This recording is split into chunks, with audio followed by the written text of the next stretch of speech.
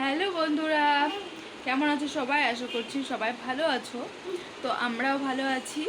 তো আমি লাবণী, আমার নতুন একটি ভিডিওতে তোমাদের সবাইকে ওয়েলকাম। তো চলো আজকের ভিডিওটা শুরু করছি। এখন বাজে হচ্ছে বেলা সকাল 11টা। তো চলো আজকে রান্না বান্না তার সাথে কি করছি না করছি সবটাই তোমাদের সাথে শেয়ার করব। তো পুরো ভিডিওটা দেখতে থাকো, আশা করছি তোমাদের খুব ভালো লাগবে। তো দেখো মাছগুলো বের করে নিয়েছি, নিয়ে ভালো করে ধুয়ে নিয়েছি। তো আজকে কি বলো তো, সব মাছগুলো রান্না করব না, 3টে মাছ রেখে দিলাম। তো আজকে প্রচণ্ড গরম পড়েছে, পান্তা ভাত করব ভাবছি। আর এই কটা মাছ ঝোল করব, আর বাকি 3টে মাছ হচ্ছে রেখে দিলাম, রাতে হচ্ছে ভাজবো। পান্তা ভাতের সাথে কিন্তু মাছের ঝোলের মাছ একটুও ভালো লাগে না, মাছ ভাজা কিন্তু বেশ ভালো লাগে। তো দেখো এই যে আমার মাছের ঝোল রেডি, আর মাছের ঝোলটা এবার নামিয়ে নেব। তো তোমাদের সাথে না আজকে একটা দুর্দান্ত পটলের রেসিপি শেয়ার করব। তো দেখো আজকে এই যে মাছের ঝোলটা আমার কেমন হয়েছে তোমরা জানিও। তো এই যে বলছিলাম যে পটলের যে রেসিপি, তার জন্য দেখো গোটা গোটা করে পটলটা রেখেছি, আর মাঝখান দিয়ে কিন্তু 4 পিস করে নিয়েছি, অথচ পটলটা কিন্তু গোটায় রেখেছি। তো দেখো কড়াই বসিয়ে দিলাম, এবার একটু জল দিয়ে দিয়েছি, নুন দিয়ে দিলাম, আর একটুখানি হলুদ গুঁড়ো দিয়ে দিলাম। এবারে কি করতে হবে বলো তো, পটলগুলোকে সিদ্ধ করে নেব। হ্যাঁ, ভালো মতন সিদ্ধ করে নেব। তো তার জন্য দেখো নেড়ে চেড়ে এবার হচ্ছে ঢাকা দিয়ে দেব। তো পটলটা এদিকে সিদ্ধ হতে থাক, ততক্ষণ চলো মশলাটা রেডি করে নিই। তো তার জন্য লাগছে সামান্য একটুখানি গোটা জিরে, 1 চামচ কালো সর্ষে, আর দেখো একটুখানি নুন লঙ্কা দিয়ে বেটে নেব। তো দেখো এদিকে মশলা রেডি করতে করতে আমার পটলটা সিদ্ধ হয়ে গেছে। এবার এই জল থেকে তুলে নেব, তুলে নিয়ে জলটা কোনো রকম যেন পটলের মধ্যে কোনো রকম জলটা না থাকে। তো দেখো এই যে ছেঁকে ছেঁকে আমি তুলে নিলাম। এবার এই জলটার আর কোনো কাজ নেই, এটা হচ্ছে ফেলে দেব, দিয়ে ভালো করে কড়াইটা ধুয়ে আবার বসিয়ে দেব। তো ততক্ষণে চলো এই যে মশলাটা করেছি, সেটা হচ্ছে লম্বা লম্বা করে আমি রেখেছি, 4 ভাগে ভাগ করে। দেখো এবার হচ্ছে লম্বা করে পটলের মধ্যে মশলাটাকে আমি ভরে দেব।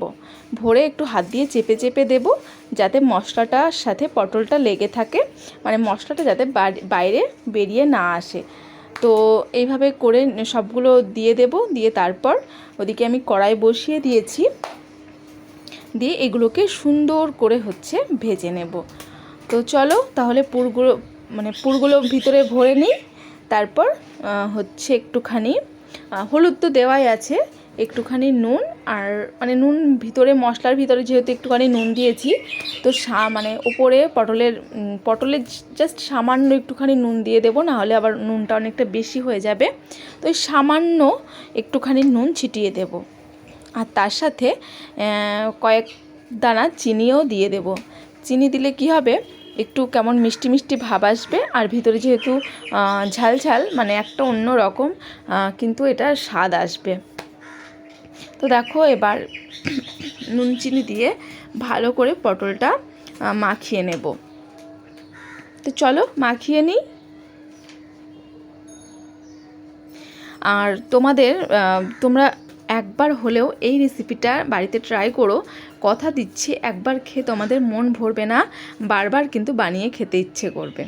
তো দেখো এদিকে কড়াই বসিয়ে দিয়েছি, এবার সর্ষের তেল দিয়ে দিচ্ছি। ঠিক আছে, তো আজকে আমি 4টে বানাচ্ছি, কারণ আমরা 2টো লোক, মেয়ে আছে, মেয়ে যেহেতু এটা খেতে পারবে না, কারণ একটু একটু ঝাল লাগবে। তো যাই হোক, আমরা 2জন খাবো, তাই 2টো করে 4টে ভেজে নিচ্ছি। তো দেখো তেল গরম হয়ে গেছে, এবার পটলগুলো এর মধ্যে দিয়ে দিচ্ছি।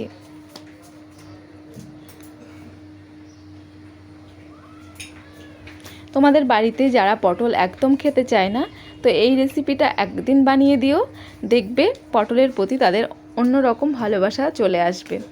তো দেখো পটলগুলো আমি উল্টিয়ে দিয়েছি। তো উল্টিয়ে পাল্টিয়ে চারিদিকে ভালো করে যে এই রকম করে ভেজে নিতে হবে। তো দেখো আমার ভাজা কমপ্লিট, এবার আমি এটাকে তুলে নেব। এই যে রেডি আমার পটলের, এটা হচ্ছে সর্ষে পটল বলে। তো এটা আমার মায়ের বানানো রেসিপি, ছোটোবেলায় অনেক খেয়েছি, ভীষণ ভীষণ পছন্দ করতাম। তো এখন আমি নিজে বানাই, সত্যি অসাধারণ লাগে এটা খেতে। তো এই যে দেখো রান্না বান্না কমপ্লিট করে আমরা খেতে বসে গেছি। তো এই যে দেখো আজকে করেছি কলমির শাক ভাজা আর পটল সর্ষে আর মাছের ঝোল। তো এই যে দেখো গরম ভাতের সাথে এই যে সর্ষে পটলটা এইভাবে মেখে খেতে কিন্তু দারুণ লাগে। আর দেখো পটলটা কতটা মোলায়েম বা মানে কতটা মিক্সড হচ্ছে ভাতের সাথে, দেখতেই পাচ্ছ। তো এইভাবে গরম ভাতের সাথে যে এত ভালো লাগে খেতে কি বলবো। তো চলো আমরা খাওয়া দাওয়া কমপ্লিট করে নিই।